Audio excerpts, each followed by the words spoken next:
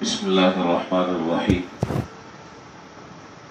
نحمدہ و نصلی علی رسولہ الکریم اما بعد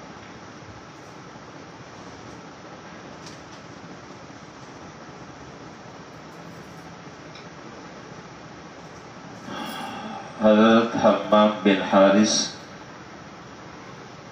حضرت مقداد رضی اللہ تعالیٰ عنہ سے روایت کرتے ہیں کہ ایک شخص حضرت عثمان غنی رضی اللہ تعالیٰ عنہ کی خدمت میں حاضر ہوا اور اس نے آپ کی تعریف کرنی شروع کی، اور تعریف میں اس نے مبالغہ کرنا شروع کیا۔ تعریف میں مبالغہ آپ جانتے ہیں کسے کہتے ہیں؟ تو حضرت مقداد رضی اللہ تعالیٰ عنہ گھٹنوں کے بل بیٹھ گئے اور اس کے منہ میں کنکریاں ڈالنے لگے۔ حضرت عثمان غنی رضی اللہ تعالیٰ عنہ نے جب یہ دیکھا تو ان سے فرمایا کہ تمہیں کیا ہوا، یہ کیا کر رہے ہو؟ انہوں نے کہا کہ میں نے جناب رسول اللہ صلی اللہ علیہ وسلم سے سنا، آپ نے ارشاد فرمایا کہ جب تم تعریف میں مبالغہ کرنے والوں کو دیکھو تو ان کے منہ میں مٹی ڈال دو۔ تو گویا کہ میں اس کا عملی مظاہرہ کر رہا ہوں۔ اسی طریقے سے دو تین روایتیں اور بھی ہیں۔ ان روایات سے یہ مسئلہ محدثین نے ذکر کیا ہے کہ کوئی آدمی اگر کسی شخص کی، اس مسئلے کے اصل میں کئی صورتیں، ایک صورت تو یہ ہے کہ ایک آدمی کسی کی واقعتاً کسی خوبی پر تعریف کر رہا ہے۔ اچھی طرح بات سمجھ لیجیے گا، مسئلہ ذرا پیچیدہ ہے، کہیں خلط ملط نہ ہو جائے۔ ایک آدمی کسی کی کسی خوبی پر، اس کے کسی کمال پر اس کی تعریف کر رہا ہے، اور وہ تعریف اعتدال کے اندر رہ کر رہا ہے۔ ایک بات یہ نہیں کہ ذرا سی بات ہے اور اس کو پہاڑ کے برابر کہ جی آپ تو ایسے ہیں کہ ایسا دنیا میں کوئی آدمی نہیں ہے، آپ کے اندر جو خوبی اور کمالات ہیں وہ تو کبھی کسی نے دیکھا ہی نہیں ہے کسی کے اندر۔ یہ مبالغہ ہے، جھوٹ ہے، یہ گناہ ہے۔ جتنا کمال ہے، جتنی خوبی ہے، جتنے محاسن ہیں، بس اس دائرے میں رہ کر اگر وہ آدمی اس کی تعریف کرتا ہے تو اب دو صورتیں۔ ایک صورت تو یہ ہے کہ جس کی تعریف کر رہا ہے اس نے اپنے آپ کو اتنا مٹایا ہوا ہے، اتنا مٹایا ہوا ہے کہ نہ اس کی تعریف سے وہ پھول رہا ہے، نہ وہ عجب میں مبتلا ہو رہا ہے، نہ وہ تکبر میں مبتلا ہو رہا ہے۔ کچھ نہیں، جیسی اس کی طبیعت ہے، جیسے اس کی کیفیت تعریف سے پہلے تھی اسی طرح اس کے بعد بھی ہے۔ تو حضرات محدثین نے لکھا کہ پھر ایسے آدمی کے سامنے اس کی خوبیوں کی تعریف کرنے پر کوئی حرج نہیں ہے،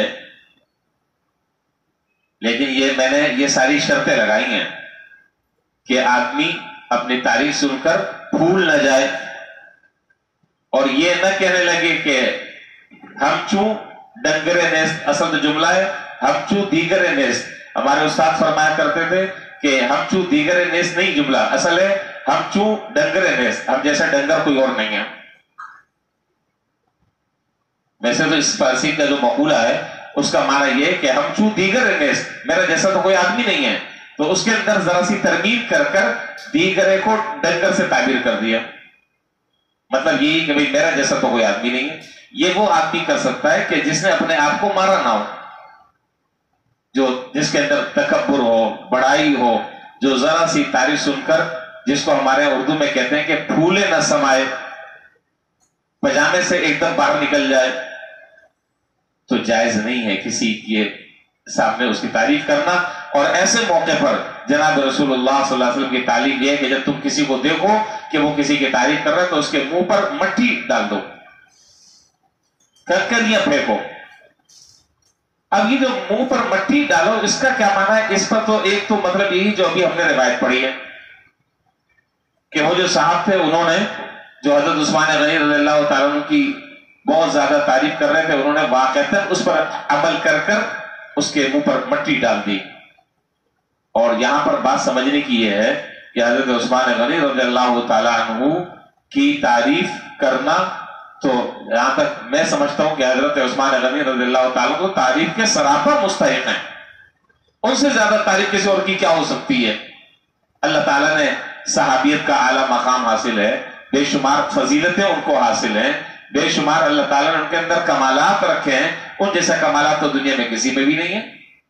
لیکن وہ آدمی جو تعریف کر رہا تھا، انہوں نے کہا کہ میں نے چونکہ حضور سے یہ سنا ہے کہ جب کوئی آدمی کسی کی تعریف کرے تو اس کے منہ پر مٹی پھینک دو، تو میں نے اسی پر عمل کیا. قاضی بیضاوی رحمۃ اللہ علیہ بہت بڑے مفسر ہیں جن کی ہمارے ہاں تفسیر بیضاوی پڑھائی جاتی ہے. قاضی بیضاوی رحمۃ اللہ علیہ فرماتے ہیں کہ منہ پر مٹی ڈالنے کا مطلب یہ ہے کہ وہ آدمی جس مقصد کے لیے تعریف کر رہا ہے اور آپ کو زمین سے اٹھا کر اس نے آسمان تک کے پہنچا دیا ہے، اس کے جو مقاصد ہیں اس میں اس کو کامیاب مت ہونے دو. آپ نہیں سمجھ رہے بات، اس کو کامیاب مت ہونے دو. یعنی ہمارے جو تعریف ہوتی ہے وہ تعریف ایسے نہیں ہوتی، بلکہ اس تعریف کے سلے میں اپنا کوئی مفاد چھپا ہوا ہوتا ہے، اپنی کوئی غرض ہوتی ہے. آدمی پہلے چڑھاتا ہے چڑھاتا ہے چڑھاتا ہے چڑھاتا ہے چڑھاتا ہے چڑھاتے چڑھاتے جب آدمی اوپر چڑھ جاتا ہے پھر کہتا ہے کہ حضرت بس یہ دراصل تھوڑا سا مسئلہ تھا میرا، اگر اس پر آپ تھوڑا سا وہ کر لیں. تو مقصد یہ کہ یہ تعریف جو ہے وہ کسی اپنے مقاصد کی تکمیل کے لیے کر رہا ہے، اپنا مفاد اس کے اندر چھپا ہوا ہے، اس لیے تعریف کر رہا ہے. تو اس کا وہ مطلب پورا مت کرو، اس کا وہ جو مطلب ہے وہ پورا مت کرو، اس کا جو مفاد ہے وہ اس کو حاصل نہ ہونے دو. یہ ہے حاصل. تو منہ پر تعریف کرنا جو ہے وہ پسند نہیں ہے.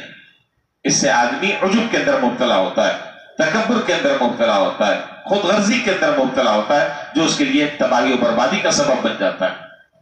اچھا، ایک تو مسئلے کی صورت یہ ہے جو میں نے بھی آپ کے سامنے ذکر کر دی. دوسری صورت یہ ہے کہ بعض روایتوں میں کسی کے واقعتاً اس کے محاسن اور خوبیوں پر تعریف کرنے کا حکم بھی ہے. بعض روایتوں میں کچھ واقعات ایسے بھی ہیں.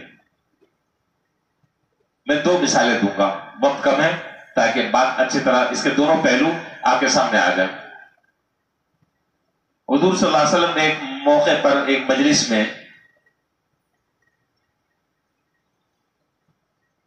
قیامت میں جنت کا تذکرہ فرمایا، اور اس میں یہ بات ارشاد فرمائی کہ بعض لوگ ایسے ہوں گے کہ جو جنت کے ایک دروازے سے بلائے جائیں گے،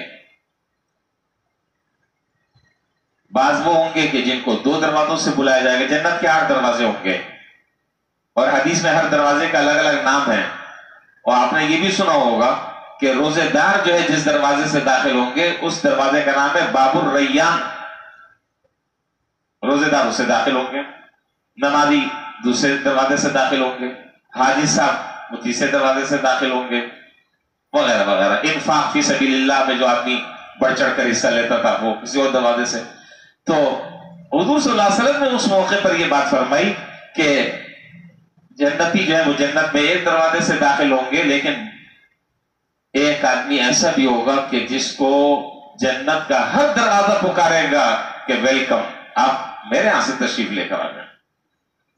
تو حضرت ابوبکر صدیق رضی اللہ تعالیٰ عنہ نے فرمایا کہ اللہ کے رسول جب جنت کے ایک دروازے سے وہ داخل ہو جائے گا تو پھر دوسرے دروازوں کے بلانے کا مطلب کیا ہے؟ وہ تو داخل ہو چکا. آپ نے فرمایا کہ تشریفاً و تکریماً، یعنی اس کی عظمت کو ظاہر کرنے کے لیے، اس کی عزت میں اضافہ کرنے کے لیے، اس کے مرتبے کو لوگوں کے سامنے بلند کرنے کے لیے جنت کا ہر دروازوں سے بلائے گا. اور پھر فرمایا کہ وَأَرْجُو أَنَا مِنْكُمْ، اور میرا خیال یہ ہے کہ اب اے ابو بکر تم ان میں سے ہوگے کہ جس کو ہر دروازہ کہے گا کہ آپ میرے یہاں سے تشریف لے جائیں.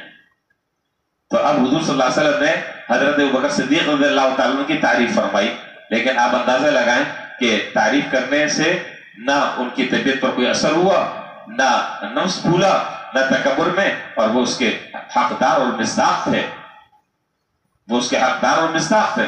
لہذا جس آدمی کے بارے میں یہ یقین ہو کہ بھائی یہ لمٹ میں رہ سکتا ہے، یہ پجامے سے باہر نہیں آئے گا، تو اس کی تعریف اور اب میں کہوں کہ جی میری تو کیفیت ایسی ہے کہ میں تو بس لمٹ میں رہوں گا، نہیں، مجھے بھی اپنے اوپر اطمینان نہیں ہے۔ آپ میں سے کسی کو ہوگا، ہمیں نہیں ہے۔ کوئی ذرا سے دو لفظ کہتا ہے تو ہم سمجھتے ہیں کہ بس میرے جیسا تو کوئی آدمی نہیں ہے، آدمی بالکل زمین سے آسمان پر چڑھ جاتا ہے۔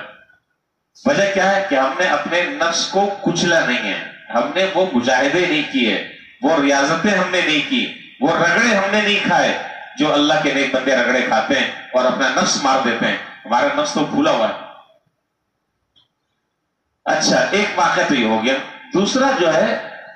دوسرا مختصر سا واقعہ، آپ نے وہ حدیث سنی ہوگی کہ جو آدمی اپنی تہبند یا اپنی شلوار یا پاجامہ ٹخنوں سے نیچے لٹکائے وہ جہنم میں داخل ہوگا۔ حضرت بکر صدیق رضی اللہ تعالیٰ عنہ نے حضور سے عرض کیا کہ اللہ کے رسول، کبھی کبھار ایسا ہوتا ہے کہ میرا پیٹ جو ہے وہ ذرا سا بڑا ہوا ہے، تو اس پیٹ کے بڑے ہونے کی وجہ سے میرا ازار یا میری تہبند نیچے ہو جاتی ہے، تو مجھے ڈر لگتا ہے کہ کہیں میں تکبر کرنے والوں میں سے نہ ہوں۔ آپ نے فرمایا کہ ابو بکر تم ان لوگوں میں سے نہیں ہو۔ آپ نے فرمایا کہ ابو بکر تم ان لوگوں میں سے نہیں ہو کہ جو تکبر کرتے ہیں۔ اللہ نے تمہیں بہت اعلیٰ صفات عطا فرمائی ہیں، بہت اعلیٰ اللہ تعالیٰ نے تمہیں مراتب عطا فرمائے۔ تو اب حضور جو تعریف کر رہے ہیں وہ تعریف کر رہے ہیں واقعتاً ان کے کسی کمال پر جو اللہ تعالیٰ نے ان کو عطا فرمایا تھا۔ تو بس بہرحال خلاصہ ان ساری روایتوں کا یہ ہے کہ حتی الامکان جو ہے وہ منہ پر تعریف کرنے سے، اصل تعریف تو وہ ہے جو پیچھے تعریف کی جائے۔ ہمارے یہاں معاملہ الٹا ہے، ہمارے پیچھے جو وہ غیبتیں کرتے ہیں اور سامنے ہے دانت نکالتے ہیں اور یہ باور کراتے ہیں کہ جی میں تو بڑا آپ کا مخلص ہوں، میں تو آپ کا بڑا ہمدرد اور خیرخواہ ہوں، اور پیچھے جو ہے جڑے کاٹتے ہیں۔ تو اس لیے بھائی سامنے تعریف کرنے کی ضرورت نہیں ہے۔ اگر آپ کو اتنی ہی محبت ہے اور آپ کا اتنا ہی قلبی تعلق ہے تو پھر تعریف پیچھے کریں، دوسروں کے سامنے تعریف کریں، منہ پر تعریف نہ کریں بس۔ اور بس میں بات آخری کر ختم کر رہا ہوں۔ بعض حضرات محدثین نے لکھا کہ اگر آدمی کسی کمال پر تعریف کرتا ہے، اللہ نے اس کو کوئی خوبی دی ہے، کوئی کمال دیا ہے، تو اگر تعریف کرتا ہے تو وہ یوں کہے کہ جی میں فلاں آدمی میں یہ اچھی خوبی سمجھتا ہوں، فلاں آدمی میں یہ اچھی خوبی سمجھتا ہوں، اس کے اندر یہ اچھا ایک کمال ہے، ٹھیک ہے، اس میں کوئی حرج کی بات نہیں ہے۔ بہرحال دونوں باتیں میں نے آپ کے سامنے ذکر کر دی۔ بہتر یہی ہے کہ منہ پر تعریف کرنے سے بچا جائے، اور اگر ضرورت ہو تعریف کرنے کی تو پیچھے کی جائے۔ اللہ تعالیٰ ہمیں سمجھنے کی اور اس پر عمل کی توفیق عطا فرمائے۔ وآخر دعوانا الحمدللہ رب العالمین۔